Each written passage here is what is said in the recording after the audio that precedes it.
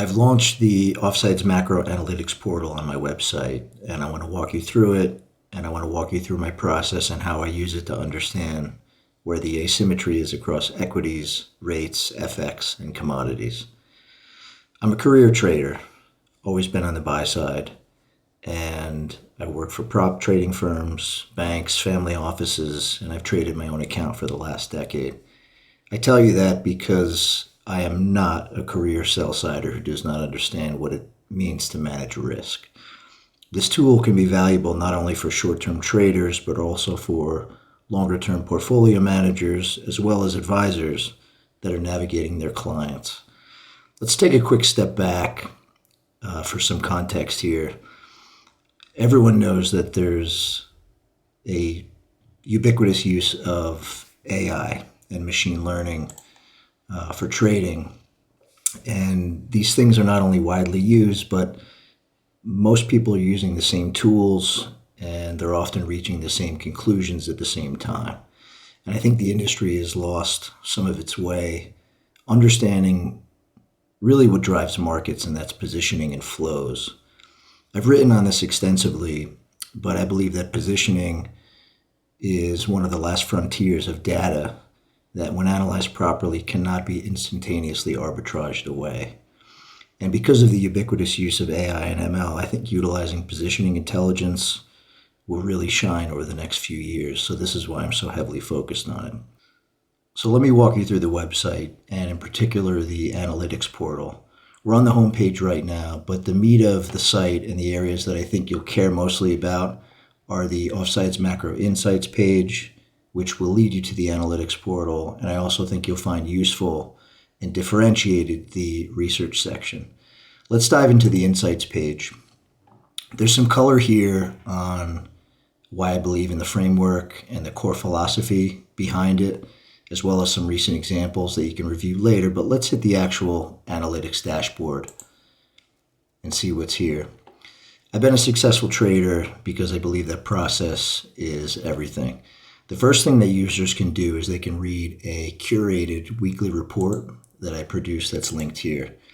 There's so much narrative out there, right? But the dashboard answers the core question. Despite the lip service that we hear and see on TV and on podcasts and on X, where have people actually put money to work? And where are they likely to put money to work? And you can see that we've broken down the main asset classes right here to help you understand, based on positioning, where the opportunity bias is across equities, rates, FX, and commodities. A key distinction that I want to make is that there are a few out there who passively utilize positioning data, or they may even market positioning data. But what we use is a proprietary way to calculate the data, and importantly, we layer on delta adjusted options positions to paint a better mosaic of where positioning actually stands. I'm recording this on a day where we're going to see triple witching to the tune of about 5.7 trillion notional. So to not having this layered into your positioning data, I think, is highly flawed. Options play a more critical role every year that goes by. Everybody knows that. I've also created a proprietary index to calculate true USD positioning that's differentiated from anything else that's out there. And I believe the rest of the way that the street is doing this is also highly flawed. Next, we have a list of instruments are what I call in offsides territory, and these in particular should be on your radar. These are also used to make up the OPI, which is the Offsides Positioning Index. We'll get into that in a moment. But I published a white paper that can be accessed in the research section of the portal. The core of the weekly report will basically get you up to speed in a matter of minutes. And I highlight and comment on each asset class and show the users 2 selected charts from that asset class. Now, let's dive into the actual analytics page itself. You'll see that we have the major asset classes here. And by clicking on any one of them, we'll basically give you 3 things. It'll give you the opportunity bias for that specific asset class. There will be observations on that asset class and important other observations to note. And then finally, you'll see the instruments within that asset class. And from there, you can drill down into each instrument to understand what the positioning oscillator looks like and what the week over week flow dynamics look like. There's a how to read this chart pop-up for users, but generally speaking, lower oscillator readings tell us that speculators are defensively or underexposed, which presents a bullish opportunity bias, and vice versa. Lastly, you'll see that there is a research section on the site that I mentioned before.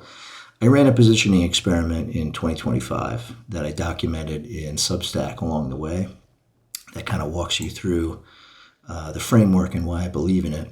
There's a one-pager right here, tear sheet, that you can review, or you can dive in to the full white paper right here. And I plan on publishing more research down the road. You might be thinking, I don't trade macro, I trade single stocks. I'll point out that positioning data got us long not only crude oil in Q4 25, but it also got us long some pretty obvious stuff like the majors and the drillers. You might be an advisor at a family office, or you might work at a pension fund, or you might be an RIA. And I'll point out that positioning data during all the hysteria in April 25, post-Liberation Day, told us to either hang on or get even longer equities and ride that out until almost 7,000 in the S&Ps. There are several example charts like the one you see on screen right now on the Insights page. And this knowledge, I think, can be useful for anybody in the markets. It can be utilized in many different ways. And as I said earlier, given the ubiquitous use of AI and machine learning, and that cohort coming to similar conclusions, and importantly at the same time, I think the intelligent use of positioning analytics will be a very durable, valuable edge over the coming years. Thanks for coming.